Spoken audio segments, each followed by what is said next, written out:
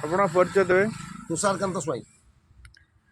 ଏବେ ବର୍ତ୍ତମାନ ଗଣମାଧ୍ୟମରେ ଆପଣଙ୍କ ନାଁ ଚର୍ଚ୍ଚାର ବିଷୟ ହେଇଛି ଯେ କି ଜଣେ ସାମ୍ବାଦିକ ହିସାବରେ ତୁଷାରକାନ୍ତ ସ୍ୱାଇଁ ଏବେ ଜଣେ ମ୍ୟାଜିସିଆନ୍ ଭାବେ ତାଙ୍କର ଯାଦୁ ଦେଖାଉଛନ୍ତି।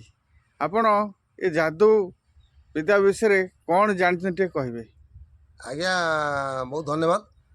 ଯାଦୁ ଆଜ୍ଞା ମୁଁ ଶିଖିଛି ପାଖାପାଖି 80ଟା ଆଇଟମ୍ ଶିଖିଛି ଆଜ୍ଞା। 80ଟା ଆଇଟମ୍ ମଧ୍ୟ ଆପଣଙ୍କୁ ଦେଖିବା ସମ୍ଭବ ନୁହଁ, ସେ ଅନଷ୍ଟେଜ୍ ଦେଖାହେବ।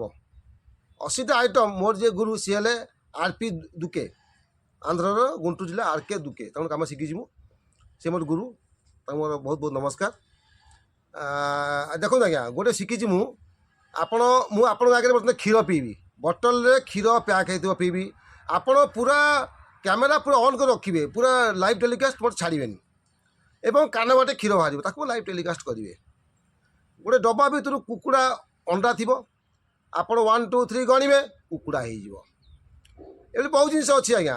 ଆଉ ଗୋଟେ ଅଛି, ଆପଣ 100 ଟଙ୍କା ମୋତେ ଦେବେ, ମୁଁ ତାକୁ ଫୁଙ୍କିବି, ସେଥିରୁ 1600 ଟଙ୍କା ବାହାରିବ। ଆଉ ଗୋଟେ ଅଛି ଆଜ୍ଞା ବଡ଼ ଖେଳ, ଆପଣ ଗୋଟେ ଖାଲି ଡବା ଦିଆଯିବ, ଆପଣ ତାକୁ ଦେଖିବେ, ହାତ ପୁରେଇବେ, ତା ଭିତରେ ମୋତେ ଦେଖିବେ କି ନାହିଁ। ମୋ ହାତକୁ ଆସିଲା ପରେ ସେଥିରୁ ଗୋଟେ ନୁହଁ, 2 ନୁହଁ, 10 ନୁହଁ, ପାଖାପାଖି 50+ ମିଠା ଆଉ ଗୋଲାପଜାମୁ ହଉ ଜଲପି ମଧ୍ୟ ବାହାରିବ, ବାହାର କରିଛୁ। ତୃତୀୟ ଜିନିଷ ହେଲା, ଆପଣ ଆମକୁ ଗୋଟେ ଟଙ୍କାଟେ ଦେବେ, ମୁଁ ତାକୁ ମୋ ସାର୍ଟ ପକେଟରେ ଭର୍ତ୍ତି କରିଦେବି ଟଙ୍କାଟାକୁ। ମୋ ଗୋଟେ ସେକେଣ୍ଡ ଭିତରେ ଗୋଟେ ଜୀବନ୍ତ ପାରା ବାହାରିବ ମୋ ସାର୍ଟ ଭିତରୁ, ଏଭଳି ପାଖାପାଖି। ଏବଂ ଲୋକ ଆପଣ ଠିଆ ହେବେ, ଆପଣଙ୍କ ପେଟଟା କଟା ହେବ, ଆପଣଙ୍କ ଗୋଡ଼ ଚାଲି ଚାଲି ବୁଲି ବୁଲି ଆସି ପୁଣି ପେଟରେ ଆଜ୍ଞା ଜଏଣ୍ଟ ହେଇଯିବ। ବହୁତ ଜିନିଷ ଅଛି ଆଜ୍ଞା। ଏବେ ଗୋଟେ ଆପଣଙ୍କ ସେ ଯାଦୁ ବିଷୟରେ ଟିକେ ଆମର ଯେଉଁମାନେ ସୋସିଆଲ ମିଡ଼ିଆରେ ଜଡ଼ିତ ଅଛନ୍ତି ତାଙ୍କୁ ଟିକେ ଗୋଟେ ଦେଖାନ୍ତୁ। ହଁ ଆଜ୍ଞା ଦେଖୁଛି। କ'ଣ ଏଇଟା କ୍ଷୀର ବୋତଲରେ କ୍ଷୀର ବୋଟଲ ବସିଛି ଆଜ୍ଞା, ମୁଁ ମୋର ତାକୁ ପିଇବି। ଷ୍ଟାର୍ଟ।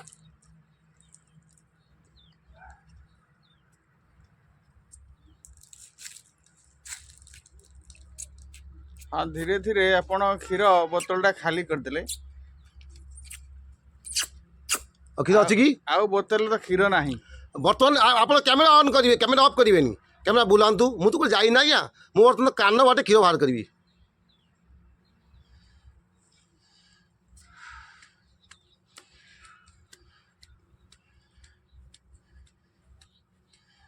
ଆଉ ଧୀରେ ଧୀରେ କ୍ଷୀର ଆପଣଙ୍କ କାନରୁ ବୋତଲ ଭରି ଯାଉଛି। ଏ ତ ସୁନ୍ଦର ଯାଦୁ ଆପଣ ଦେଖାଉଛନ୍ତି, ବହୁତ ସୁନ୍ଦର ଯାଦୁ। ଦେଖିଲେ ଆଜ୍ଞା? ହଁ, କ୍ଷୀର ବି ବୋତଲ ଭରିଗଲା। ଆଜ୍ଞା ଇଏ ଗୋଟେ ଯାଦୁ ଆଜ୍ଞା। ମୁଁ ଆଉ ଗୋଟେ ଆପଣଙ୍କୁ ଦେଖେଇବି, ମୁଁ ଗୋଟେ ଡବା ଆପଣଙ୍କୁ ଦେଖେଇବି। ସେ ଡବାକୁ ଆପଣ ହାତ ମାରିଦେବେ, କୁକୁଡ଼ା ଅଣ୍ଡାଟେ ବାହାରିବ। ପୁଣି ଆପଣ ହାତ ମାରିବେ, କୁକୁଡ଼ା ହେଇଯିବ ଆଜ୍ଞା। ଆଜ୍ଞା, ଆପଣ କିନ୍ତୁ ଟେଲିକାଷ୍ଟ କରିବେ, ଲାଇଭ୍ ଟେଲିକାଷ୍ଟ କରିବେ, ମୋଟେ ଆଜ୍ଞା ଇଏ ଛାଡ଼ିବେନି। ହଁ, ଆପଣ ବାଁ ହାତ ମାରନ୍ତୁ, କ୍ୟାମେରା ବାଁ ହାତ ମାରନ୍ତୁ। ହଁ, ହାତ ମାରିଲି। ହାତ ମାରନ୍ତୁ ତ, ଦେଖନ୍ତୁ ଆଜ୍ଞା କ'ଣ ଅଛି। ଗୋଟେ ଛୋଟ ଅଣ୍ଡା ଅଛି। ବାସ୍, ଆମେ ବୁଝିଦେବା ଟିକେ।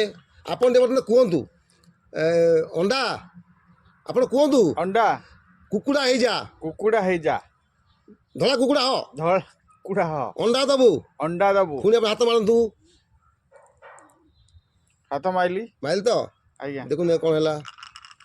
ଆରେ ତ କୁକୁଡ଼ା ହେଇଗଲା ବର୍ତ୍ତମାନ, ଅଣ୍ଡାରୁ କୁକୁଡ଼ା।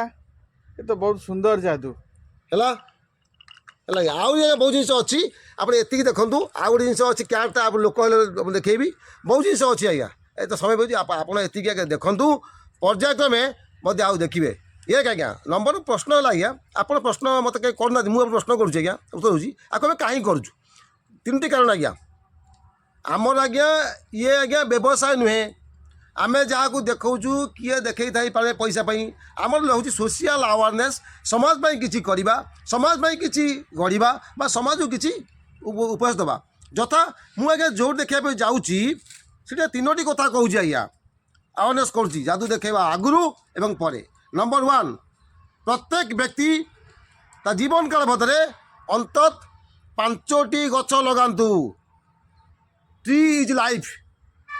नंबर 2 अଯଥା पानी की नष्ट करंतु नहीं आज्ञा पानी को संचय करंतु देखिए बहुत टैप खोला होची पानी नष्ट हो आज्ञा समय आसीबो आमे पानी पाई डहल विकल हबा बा पानी पाई लड़ाई हबो जदि केबे लड़ाई हुए खाद्य पाई हबो आज्ञा पानी पाई हबो का पानी होची अमूल्य संपद मो जानिबारे तेणु आज्ञा द्वितीय कथा होची आमे जोटिकी जाउचु अवेयरनेस करूची लोक प्रचार करूची प्रसार करूची अनुरोध करूची दया करी जल संकट बर्तिबा पाई जल को संचय करंतु।